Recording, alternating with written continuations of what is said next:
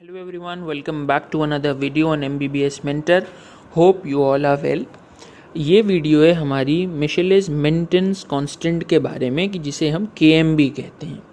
तो इसमें हम डिस्कस करेंगे कि ये मिशेलिस मेंटेन कांस्टेंट क्या है, कहाँ इस्तेमाल होता है, कैसे इस्तेमाल होता है और इसकी एप्लीकेशंस क्या हैं। ये बहुत ज़्यादा कंफ्यूजिंग टॉपिक है क्योंकि इसमें एक मैथमेटिकल पोर्शन इन्वॉल्व्ड है। बहुत से एक पूरी इक्वेशन लिखना, फिर डेरिवेशन, स्लोप और ज़ीरो ऑर्डर, फर्स्ट ऑर्डर, तो मुझे भी बहुत ज़्यादा ही कंफ्यूजिंग लगा। इसके लिए मैंने बहुत ज़्यादा स्टडी किया और फाइनली मैं एक ऐसे एक्सप्लेनेशन, एक ऐसी वीडियो के साथ आया हूँ कि कोई भी इसे हम देखेगा तो आसानी समझ जाए। Keeping in mind that we all are biology student and बहुत सारे स्टूडेंट्स ने तो बायो इसीलिए ऑप्ट की थी कि उन्हें मैथ्स नहीं आती थी, और फिर जितनी भी और एक्सप्लेनेशंस हैं इसके, उसमें सब में मैथ्स बहुत ज़्यादा इन्वॉल्व्ड है। डिफरेंशिएशन, स्लोप निकालना, reaction time, that is all very confusing और कुछ समझ में नहीं आता है। तो इसमें हम सिर्फ काम की बात करेंगे और बहुत टू दी पॉइंट बात करेंगे। तो इसमें जो सबसे पहले हम ये डिस्कस कर लेते हैं कि इसमें चीज़ें इन्वॉल्व क्या होंगी। इसमें एंजाइम इन्वॉल्व होगा। Enzyme we all know. Enzyme और सबस्ट्रेट हम लोग सब जानते हैं। सबस्ट्रेट क्या है? रिएक्शन शुरू होने से पहले एक सबस्ट्रेट वो चीज़ है कि जो रिएक्शन में हिस्सा लेता है, विच इज़ द रिएक्टेंट। और प्रोडक्ट जो फाइनल प्रोडक्ट बनकर तैयार होता है।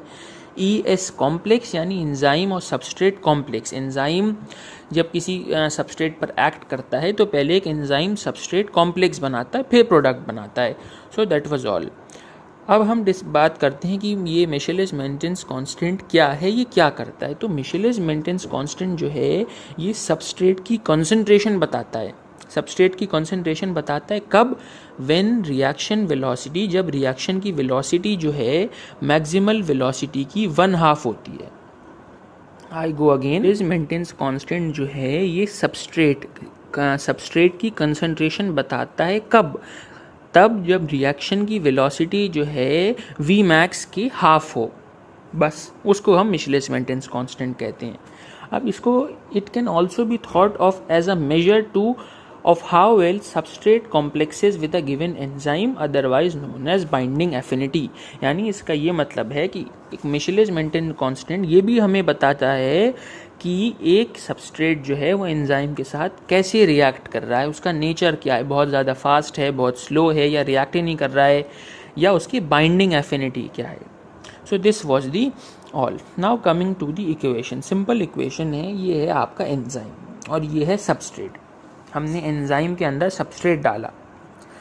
अब नाउ द रिएक्शन प्रोसीड्स।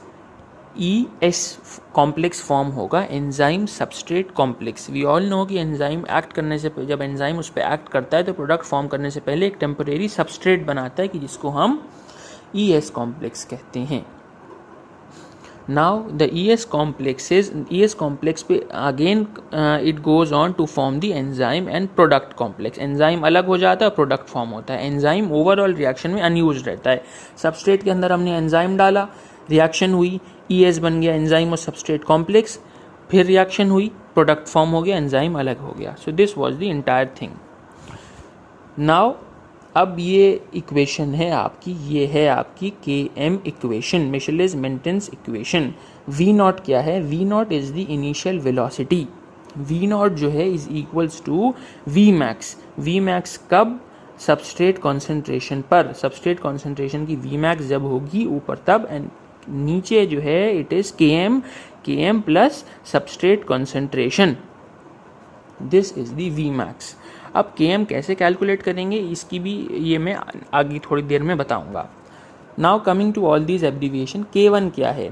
तो K1 जो है, K1 is the rate of reaction for the formation of enzyme substrate complex. कि जब एंजाइम सबस्ट्रेट कॉम्प्लेक्स जो बनता है उसकी रिएक्शन का रेट है K1। रिएक्शन जब होती है तो उसमें ऐसा नहीं होता कि डायरेक्टली आपने एंजाइम में सबस्ट्रेट बनाया और सब डायरेक्टली ही एंजाइम सबस्ट्रेट बन गया 100%, ऐसा नहीं होता। मेजॉरिटी ऑफ केसेस में एंजाइम डाल देंगे तो अराउंड 90% तो ES एंजाइम सबस्ट्रेट कॉम्प्लेक्स होगा, मगर कुछ परसेंट, फॉर एग्जांपल 10% वापस चला जाएगा एंजाइम और सबस्ट्रेट में, तो उसको हम कहेंगे K-1। इसीलिए रिएक्शन में जब हम बायोकेमिस्ट्री में या वैसी इक्वेशन लिखते थे तो इस टाइप के एरोज बनाते हैं ताकि प्रोडक्ट फॉरवर्ड में भी जा रहा है और बैकवर्ड में भी जा रहा है। तो K1 जो है it is the rate constant for the formation of enzyme substrate complex, और K-1 क्या है, वापस जो आ रहा है एंजाइम सबस्ट्रेट कॉम्प्लेक्स, वापस जो टूट रहा है एंजाइम और सबस्ट्रेट में। ठीक है, now K2 is the rate constant for conversion of product ES से EX से फिर रिएक्शन हुई टू फॉर्म प्रोडक्ट और एंजाइम अलग हो गया, प्रोडक्ट फॉर्म हो गया, इसकी रेट ऑफ रिएक्शन है K2। So this was simple.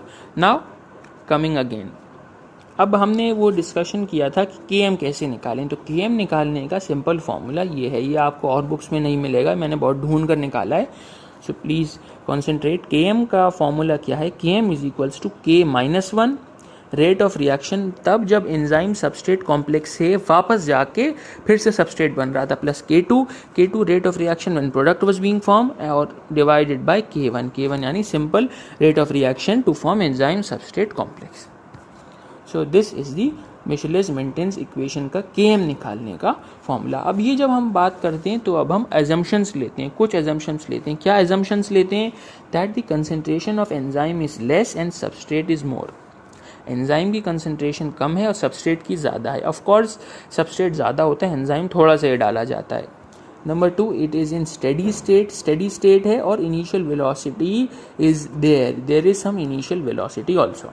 तो ये 3 हमारे एजम्पशंस हैं। अब नाउ कमिंग टू कंक्लूजन, अब ये सब हमने बात कर ली, इससे हमारा कंक्लूजन क्या हुआ, 2 चीज़ें हम पढ़ेंगे, कंक्लूजन और यूजेस। तो कंक्लूजन क्या है, अगर Km की वैल्यू स्मॉल आ रही है, Km की वैल्यू स्मॉल आ रही तो क्या होगा, it shows high affinity of substrate for enzyme, यानी सबस्ट्रेट की एफिनिटी एंजाइम के लिए बहुत ज़्यादा हाई है, प्रोडक्ट बहुत जल्दी फॉर्म होगा। ऑफकोर्स अगर सबस्ट्रेट की एफिनिटी एंजाइम के लिए बहुत ज़्यादा है तो एंजाइम और सबस्ट्रेट बहुत जल्दी कॉम्प्लेक्स बना लेंगे बहुत आसानी से, और उतनी ही जल्दी प्रोडक्ट फॉर्म होगा। लार्ज केएम क्या होगा, और also it shows the zero order reaction. Large KM क्या होगा, अगर लार्ज केएम होगा तो सबस्ट्रेट के लिए एंजाइम की एफिनिटी कम होगी, ES कॉम्प्लेक्स देर से बनेगा, रिएक्शन बहुत हल्की होगी या नहीं होगी। नाउ कमिंग टू यूजेस, तो यूजेस से क्या होगा, it is the main uses, it is use to study the kinetics of enzymes, enzyme की रिएक्शंस, एंजाइम की रेट्स, एंजाइम काइनेटिक्स स्टडी करने के लिए काम आती है। किस तरीके से, जैसे मैंने अभी आपको बताया, अगर स्मॉल Km है, Km की वैल्यू स्मॉल है यानी high affinity for enzyme, substrate की एफिनिटी एंजाइम के लिए बहुत ज़्यादा है, प्रोडक्ट जल्दी बनेगा, और लार्ज Km है तो कम बनेगा। अब हमने ये देख लिया कि स्मॉल Km है तो बहुत जल्दी प्रोडक्ट बन रहा है, तो अब हम एंजाइम को स्टडी करेंगे। फॉर एग्जांपल न्यूक्लियोसाइडेज एंजाइम है, तो न्यूक्लियोसाइडेज एंजाइम है बहुत जल्दी काम कर रहा है, तो अब हम उसी रिएक्शन के लिए उसी की फैमिली के और एंजाइम्स लेंगे।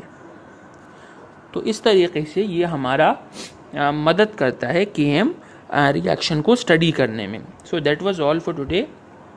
होप आप लोगों को समझ में आएगा। मैंने जितना ज़्यादा सिंप्लीफाई हो सकता था उस तरीके से बताया और मैथमेटिकल पोर्शन को कम्प्लीटली कट डाउन करके बताया, क्योंकि हमारे में डेरिवेशन तो आता नहीं है, बस ये एग्ज़ाम पॉइंट ऑफ व्यू से स्पेशली वाइवा में इंपॉर्टेंट है। एग्जामिनर्स अक्सर पूछ लेते हैं कि मिशेलिस-मेंटेन कांस्टेंट क्या है और इससे क्या होता है, तो मैंने इस पूरी वीडियो में आपको completely डिटेल में बता दिया। If still there is any doubt or confusion, you can ask me in the comment section. So goodbye till then. Like, comment, share and subscribe to MBBS Mentor. Goodbye.